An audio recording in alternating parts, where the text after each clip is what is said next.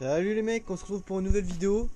Donc c'est une petite vidéo assez bien, ce que j'aime bien. J'ai commandé un petit colis comme vous pouvez voir là. Donc c'est un petit unboxing vite tef sur le gaz. Et en fait la partie va être unboxing, montage directement. Bon, ce sera pas sur le même jour parce que j'ai besoin de Kylian, parce que je vais vous expliquer tout ça juste après. Ouais, j'ai eu peur. Un truc qui est tombé, enfin la lampe elle est tombée. Ma lampe elle est tombée. Ce que je voulais dire, ça m'a fait flipper. Attendez. Hop, voilà. Bon, je vois où ça m'a fait flipper. Bon, du coup, ça va être en plusieurs parties cette vidéo là. Enfin, pas en plusieurs parties, mais toute la même vidéo, mais pas le même jour. Donc, c'est juste un petit unboxing.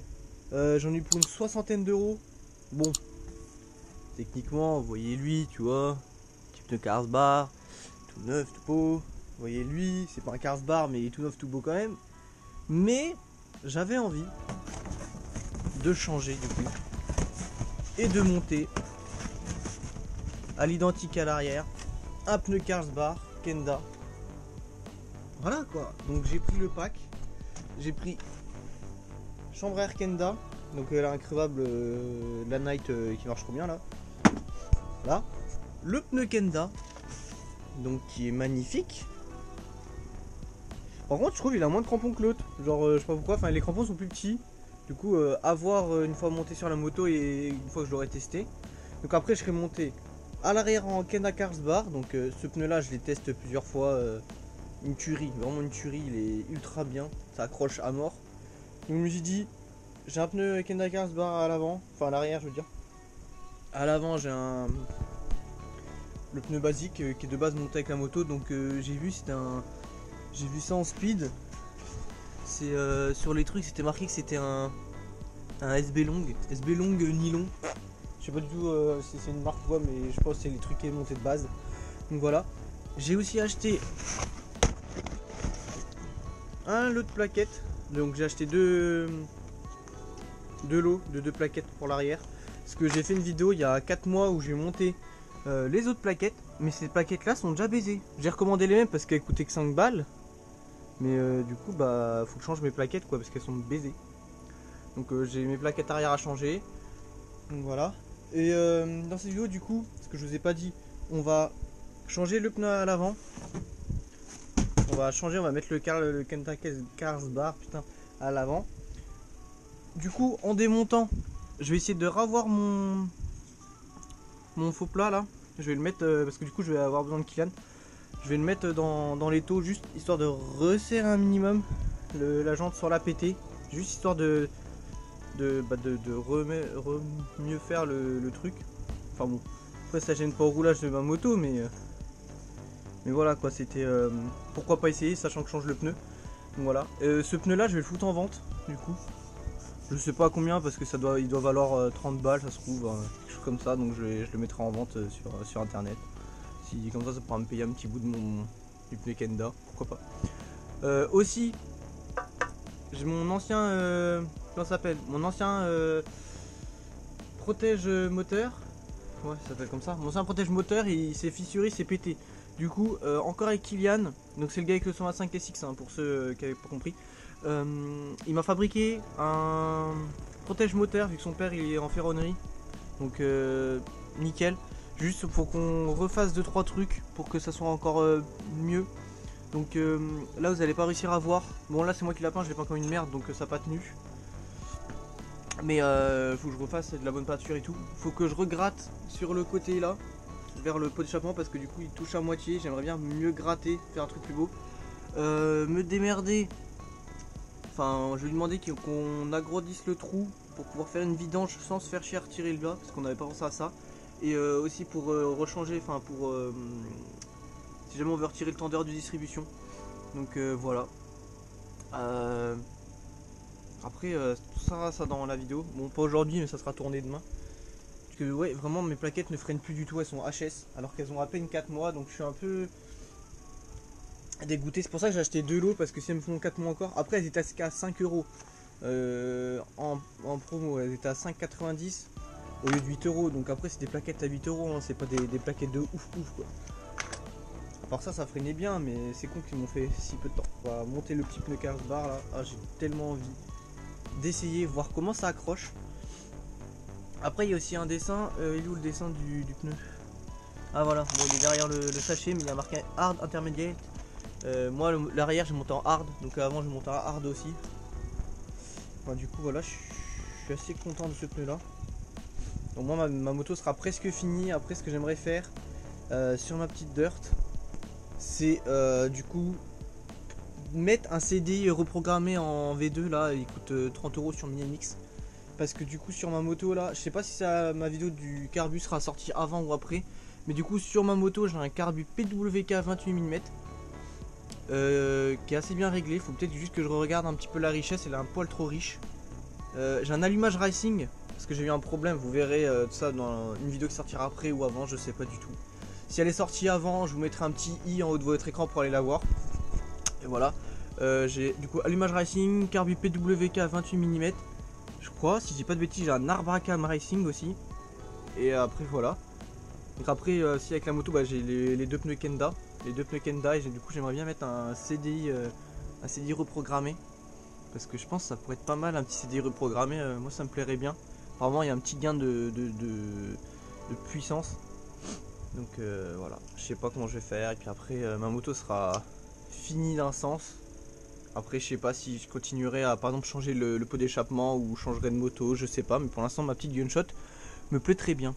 Et longtemps aussi j'avais resserré ma truc et je l'avais un petit peu serré à mon goût. Parce que du coup ça fait un petit... Vous voyez, genre elle est pas libre comme je voudrais.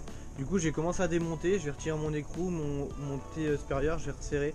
Enfin non, justement je vais redesserrer un tout petit peu pour que ça soit libre. Et je vais voir pour faire descendre ça, pour regraisser, remettre un peu de grosse graisse, etc. Et puis après je passerai directement aux plaquettes arrière que je vais faire aussi. Puis démontage du pneu pour tout préparer pour demain en fait. Pour demain j'ai juste à... juste à prendre ce que, bah, le pneu Carlsbar, les trucs, comme ça on fout tout dans le camtar et puis après on peut aller directement chez mon pote faire ce qu'il y a à faire sur la petite Gunshot. Carrément tout démonter, tout graisser, tout relaver. Parce qu'en fait mes roulements sont encore bons, mais juste la vieille graisse, en fait il y a un petit peu d'eau qui s'est infiltré ici. Du coup en fait je vais retirer les roulements carrément. Je vais retirer tous les roulements. Enfin les deux en fait, parce qu'il y en a que deux. Et je vais les nettoyer au nettoyant frein. Après je vais les souffler. Et après je vais nettoyer toute ma colonne et tout.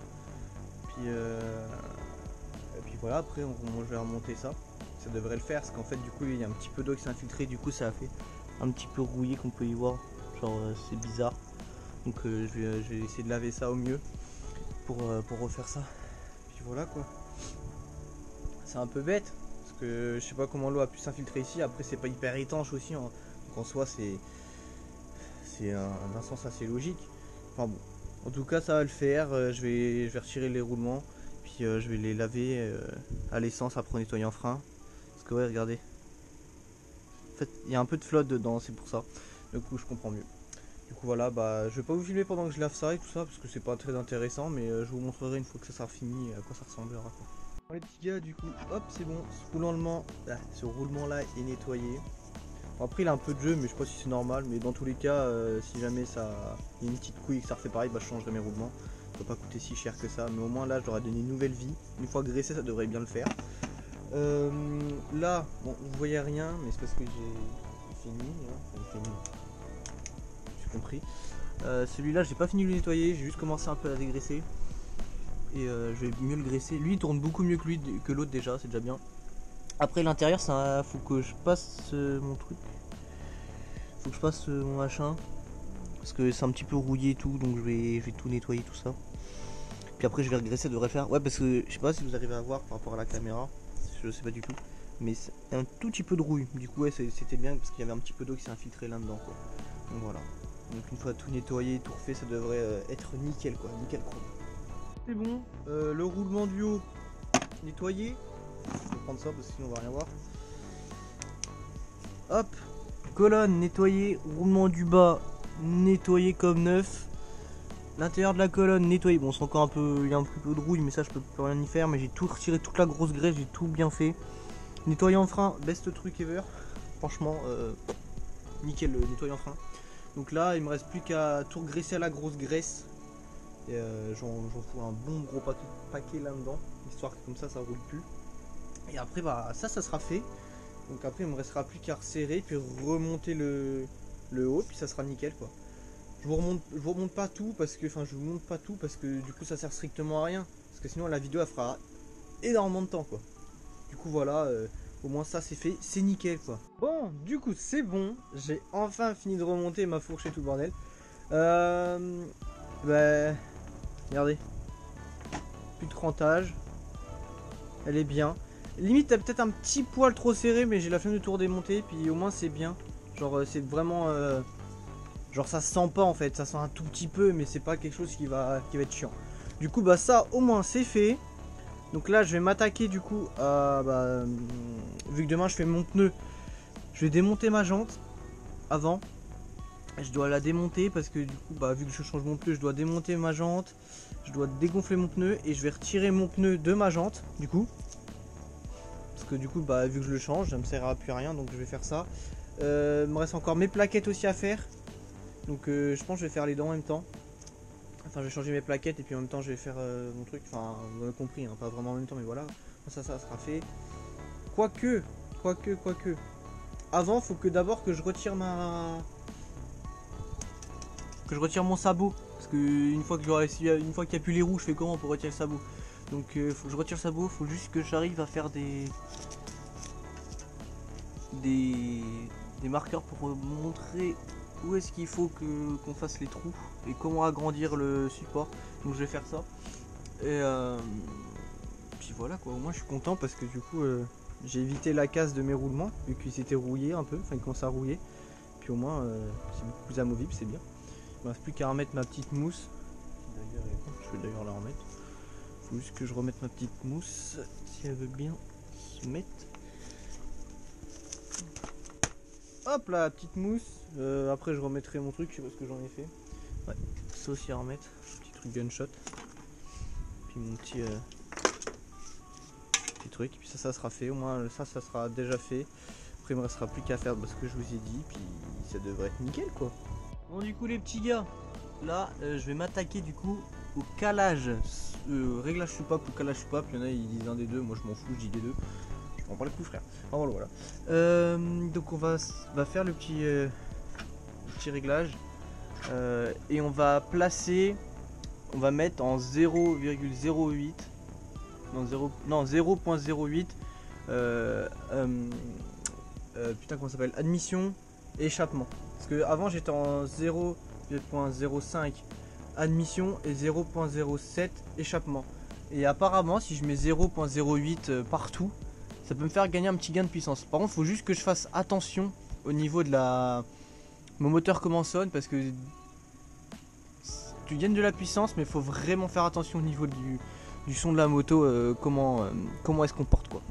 Voilà. Donc on va faire ça. Je vais pas vous filmer parce que sinon vraiment ça va vous faire une vidéo vraiment ultra longue et c'est pas le but. Donc bon.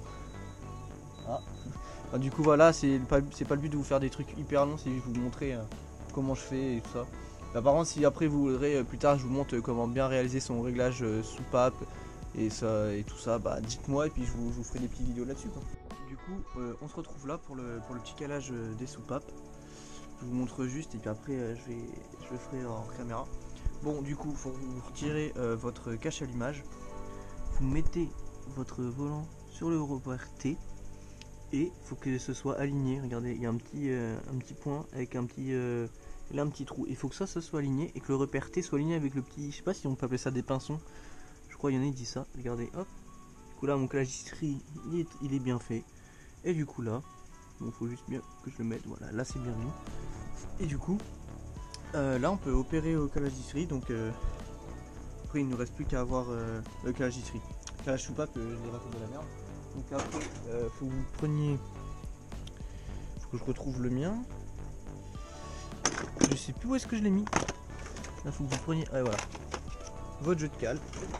Avec le jeu de cale, et vous mettez le calage soupape que vous avez envie, enfin le jeu que vous avez envie. Donc ça dépend. Il y en a qui disent mettre 0,05, il y en a qui disent mettre 0,07. Alors bon voilà quoi, après c'est au feeling voilà.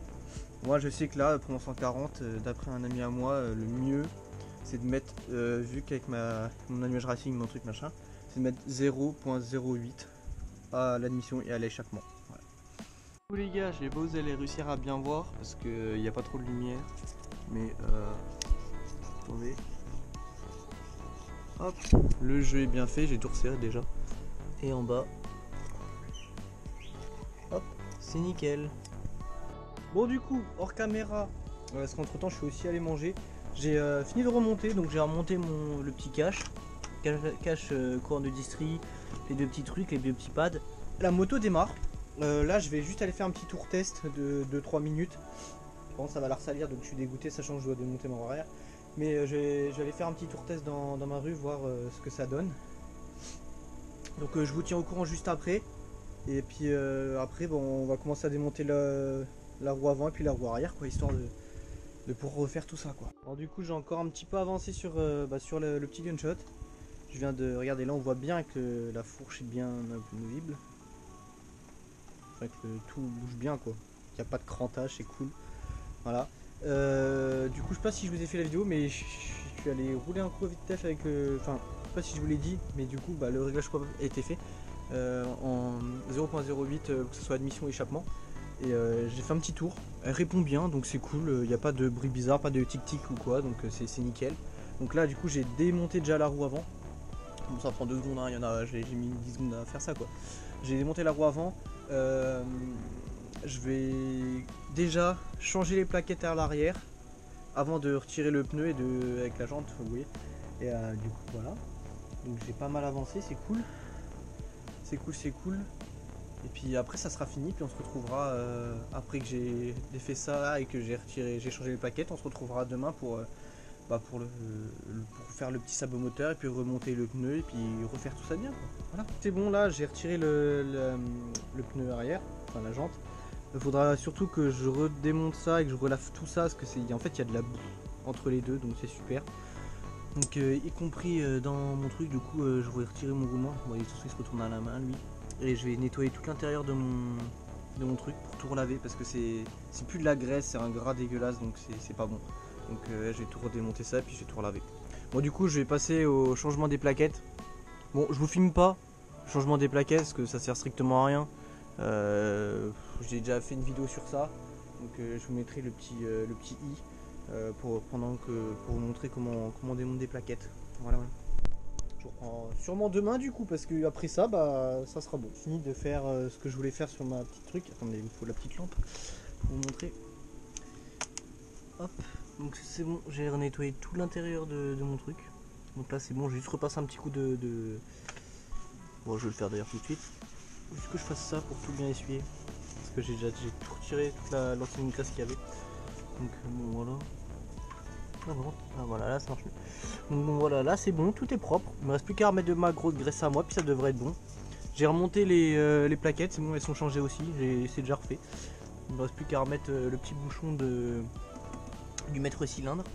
Et après ça sera bon. Donc là il me reste plus qu'à remettre ma roue arrière, remettre mes roulements. J'ai vraiment tout bien nettoyé, mes roulements ils sont comme neufs, ils sont nickel. Ils sont nickel mes petits roulements. J'ai refait aussi mon truc, parce qu'il est un petit peu rouillé, mon axe. Du coup je l'ai un peu gratté à ça là, je sais pas comment ça s'appelle, le truc de paille de fer. Voilà. Donc ça c'est pas mal. Il y avait un petit joint dedans, donc je pense que c'est un joint pour je ne sais quoi, mais il était là, du coup je vais le remettre. Et j'ai relavé aussi ça, je l'ai bien relavé. J'ai tout relavé avec ça. Regardez la couleur de base, c'est de l'essence, hein. Là les couleurs noires, donc ça prouve bien que tout était dégueulasse. Donc j'ai bien remettre ma grosse graisse à moi, puis ça va repartir comme en 40. Hein. Donc voilà. Au moins dans cette vidéo là c'est bien parce que ça fait un bon gros nettoyage de ma moto, quoi. Que ce soit les roulements, les trucs, les machins, ça lui fait du bien, quoi. Ça l'entretient. On se retrouve pour le lendemain. Du coup je suis chez Kiki. Et du coup je vous ai pas filmé, mais j'ai monté du coup le pneu avant. Donc il tient bien la pression, ça se dit ça. Et voilà. Et on a rattrapé le faux plat, je sais plus du coup où il est. Il ressort un tout petit peu, mais vraiment un tout petit peu. Attendez, il est là, juste là, on voit un tout petit peu. Donc au moins on a bien rattrapé, c'est déjà mieux. Et ça se voit à peine, vraiment à peine. Donc je suis content. Après, le protège moteur, on a refait les trous là où je vous avais dit. Il faut juste que je reponce et que je le repeigne bien. On a ragrandi du coup le petit truc pour que du coup ça passe bien au niveau du machin. Puis c'est nickel quoi. Je suis content, au moins mon pneu il est monté. Il reste plus qu'à les rider avec ce pneu là parce que j'ai très envie de l'essayer, voir comment ça accroche. Je l'ai monté en hard, comme le pneu arrière. Puis voilà, il me reste plus qu'à me le mettre sur ma moto. Et en plus j'ai pas vraiment galéré pour le monter, donc je suis content. Voilà. Bon du coup c'est la fin de vidéo. N'hésitez pas à vous abonner à ma chaîne YouTube. Puis voilà quoi.